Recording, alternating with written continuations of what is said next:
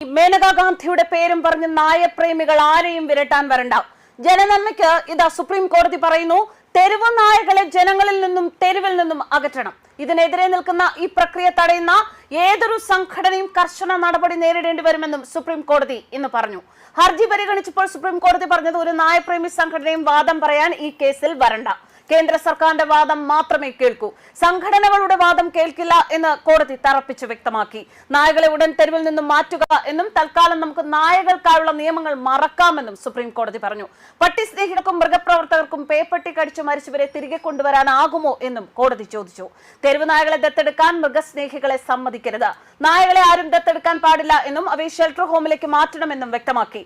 Shelter ഹോമിൽ നായകൾ പെരുകരുത് എന്നും പ്രജനനം ഒഴിവാക്കി ക്രമേണ തെരുവ് നായ്ക്കളെ ഇല്ലാതാക്കണമെന്നും പറയുന്നു. ഇത് കേരളത്തിന് വലിയ അനുഗ്രഹമാണ്. കേരളത്തിൽ അനേകം പേർക്ക് ഓരോ ദിവസവും കടിയേൽക്കുന്നു, നിരവധി പേർ മരിച്ചു. എന്നിട്ടും പട്ടികളെ പൂട്ടാൻ ആരും